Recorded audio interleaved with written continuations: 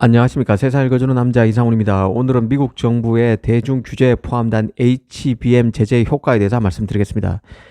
드디어 올게 왔는데요. 시장에서는 그간 미국 상무부가 AI 개발에 필수적인 HBM에 대한 조치가 있을 것으로 봤는데 결국 단행됐습니다. 명시적으로는 HBM의 성능 단위인 메모리 대역폭 밀도가 평방밀리미터당 초당 2GB보다 높은 제품이 규제 대상인데요. HBM2부터는 다 적용받는다고 이해하시면 될 것 같습니다. 물론 미 상무부는 HBM을 미국이나 동맹국에 본사를 둔 기업의 중국 자회사에 수출할 경우에는 일부 제품에 대해서 수출 통제 예외를 신청할 수 있는 절차를 마련하긴 했습니다. 하지만 사실상 의미 없는 조항으로 보는 것이죠. 이번 규제의 핵심은 한마디로 중국으로 HBM이 흘러 들어가지 못하도록 하겠다는 것입니다. 사실 이번 제재의 효과는 단순히 삼성 타격으로만 볼 것은 아닙니다. 그 파장을 단순하기 어렵다는 뜻인데요. 이번 조치는 반도체 시장에 깊고 더 넓은 파장, 단기 효과뿐만 아니라 중장기적인 여파를 불러올 것이란 게 개인적인 판단입니다. 일단 단기 효과부터 생각해 보겠습니다. 당장 삼성의 경우는 중국에 HBM을 납품하고 있는 상태입니다. 삼성은 아직 그 엔비디아의 HBM3E 8단과 12단을 납품하지 못하고 있는데요. 젠슨왕이 패스트 트랙에서 살펴보고 있다고는 했지만 아직 낭보는 없습니다. 지금 엔비디아에 납품하는 HBM은 HBM3 8단인데요. 이 메모리 상강 중 삼성이 가장 늦게 엔비디아 컬 테스트에 통과했을 만큼 삼성의 HBM 기술 리더십은 미약한 게 현실입니다. 그런 만큼 외신들은 삼성이 HBM3 납품에 성공했지만 가장 고부가 칩인 미국 빅테크 등에 쓰일 HBM3는 거의 대부분 하이닉스가 납품하고 있고 호퍼 100의 다운그레이드 버전으로 중국으로 나가고 있는 호퍼 20에만 삼성 HBM이 쓰인다는 보도를 해왔습니다. 아마 사실에 가까울 것으로 보는데요. 그런 만큼 중국에 대한 HBM 공급 중단 조치는 삼성 입장에서 보면 대체 수요를 찾아야 하는 문제로 연결될 수 있습니다. 실제 로이터는 삼성의 HBM 중국 매출이 전체의 30%가량 될 것이란 관측을 내놓기도 했습니다. 단기적으로 삼성의 매출 감소에 영향이 있을 것이라는 얘기죠. 하지만 주의할 점도 있는데요. 이번 규제의 적용 시기입니다. 연말인 오는 31일부터이기 때문에 사실상 내년부터 적용된다고 이해하시면 됩니다. 그런 맥락에서 보면 중국이 연내까지 아마 그 HBM 물량 확보에 사활을 걸 것으로 봅니다. 사실상 이번 조치가 발표되기 전부터 중국으로서는 HBM 물량 매집에 들어갔을 것으로 보는데요. 지난 11월 초 미국 대선에서 트럼프 승리가 확정되기 전부터 그 HBM2, HBM3, HBM3 같은 고대역 폭 메모리 물량 매집에 들어갔을 것으로 보여서 예상보다 삼성의 단기 실적 타격은 크지 않을 수도 있다는 생각입니다. 특히 조만간 엔비디아 컬 테스트가 마무리된다고 보면 삼성도 HBM3 8단과 12단을 엔비디아에 납품하게 되는 것이죠. 결국 삼성은 AMD를 비롯해서 엔비디아 등 미국 빅테크의 HBM3E를 본격적으로 납품할 가능성이 있습니다. 이렇게 되면 중국 수출 규제에 따른 리스크는 단기적 악재보다 중장기적 여파에 더 주목할 필요가 있어 보입니다. 일단 이번 규제로 중국의 HBM 굴기는 적지 않은 타격을 받을 것으로 봅니다. 중국 메모리 D램 업체죠. CXMT, 창시 메모리 같은 경우는 HBM2를 지금 현재 만들고 있는 상태입니다. 물론 그 수준은 조악할 것으로 보지만 HBM2까지는 명시적으로 만들고 있는 것이죠. 어쨌든 간에 HBM 중국으로 수입이 안 된다면 창시 메모리의 HBM 굴기는 여파가 불가피할 것입니다. 그런 만큼 중국 입장에서는 다양한 방안을 강구할 것으로 보는데요. 당장 HBM 물량 확보에도 나서겠지만 또 한편으로는 AI 칩에서 HBM을 대신할 다른 메모리 개발에도 사활을 걸 가능성이 있습니다.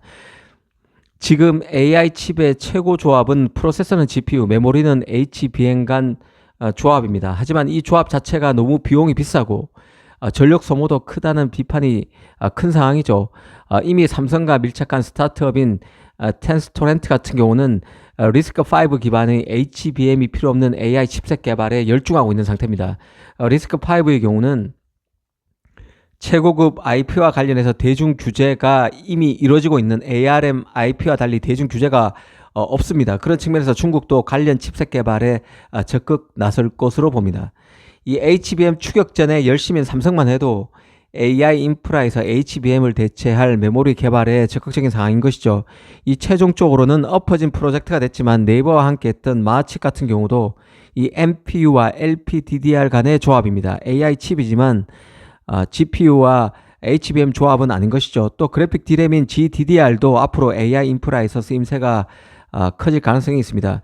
그래픽 D램의 경우는 기술 발전으로 HBM과의 격차도 축소되고 있는 상황인데요. GDDR의 강점은 상대적으로 저렴한 가격에 대역폭이 넓고 또 빠른 속도와 높은 전력 효율이 가능하다는 점이 있습니다. 이미 HBM 공급 부족과 원가 절감 필요성 때문에 AI 서버에도 GDDR 그래픽 D램이 간혹 사용되고 있는 실정인데요. 이 탑재량이 앞으로 빠르게 증가할 가능성이 있습니다. 실제 삼성 파운드리가 칩을 만들고 있는 앞서 언급드렸던 AI 스타트업 텐스토렌트 같은 경우도 HBM 대신에 GDDR6를 사용하고 있는 상황입니다. 이 달리 보면 미국의 중국에 대한 HBM 규제로 GDDR, LPDDR과 같은 최신 제품의 최신 D램이죠. 최신 컨벤셔널 D램의 중국 수요가 더 늘어날 여지도 있다는 생각입니다. 물론 중국의 창신 메모리 같은 D램 업체의 기술력이 부쩍 올라왔습니다.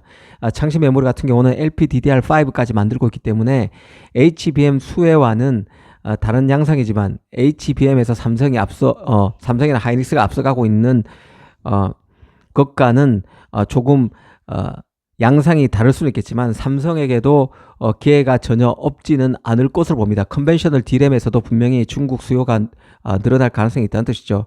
사실 이번 HBM 규제로 유익 있게 봐야 할 점은 앞으로 공급망 자체가 미국 중심, 중국 중심으로 이원화될 가능성이 녹아있는 대목입니다. 이게 아시다시피 HBM의 경우는 가장 최신 제품이라는 HBM4부터는 메모리 회사가 베이스 다이를 파운드리 업체인 TSMC에 의뢰해서 만들어야 합니다. 메모리를 파운드리와 메모리 업체가 합심해서 만든다는 뜻인데요. 그런 맥락에서 보면 중국의 HBM 기술을 따라오려면 중국 자체 파운드리인 SMIC가 4나노, 5나노 등이 가능해야 합니다. 이 TSMC는 HBM4에 들어갈 베이스 다이 제작에 12나노와 5나노를 사용키로 한 상태인데요. 이 보급형 HBM4에서는 12나노에서 만든 베이스 다이가 탑재될 것이고 미국 빅테크에 납품할 HBM4의 베이스 다이는 5나노로 만들 거란 뜻입니다. 하지만 중국 파운드리 SMIC는 아직 그 7나노까지 제작이 가능할지 여부도 불투명한 상태입니다.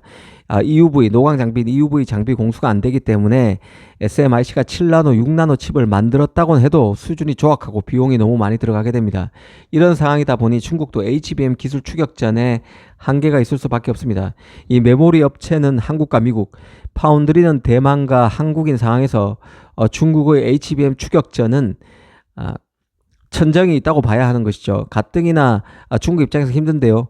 미국이 HBM 수출 금지로 대못을 박은 셈이 된 격입니다. 중국으로서는 HBM 추격을 포기하지 않고 계속 도전은 하겠지만 리스크5 기반의 AI 칩 개발, 자국 D램 업체인 창신 메모를 통한 LPDDR과 GDDR을 통한 AI 칩 지원 등의 우선순위를 둘 가능성이 있습니다.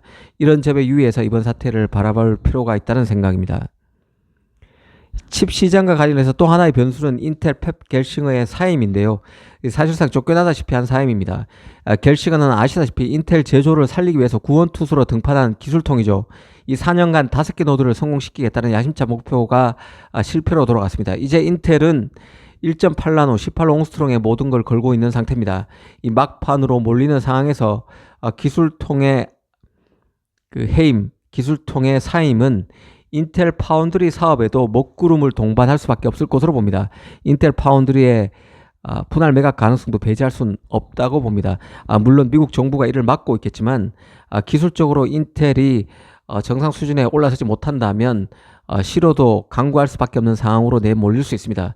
만약 인텔이 1.8나노에 실패했을 경우 당장 큰 문제는 없을 것입니다. 이미 인텔은 가장 앞선 노드 CPU를 TSMC에 맡겨왔기 때문에 1.8나노를 실패해도 기존처럼 TSMC를 활용하면 될 것입니다. 하지만 인텔 제조의 태조는 미국 반도체 제조의 꿈이 굴절됨을 의미하는 것이기도 합니다. 미국 팹리스들은 대만 TSMC 의존도가 점점 심해지고 있는데 한편으로 그 의존도를 낮추기 위해서 골몰하고 있기도 합니다.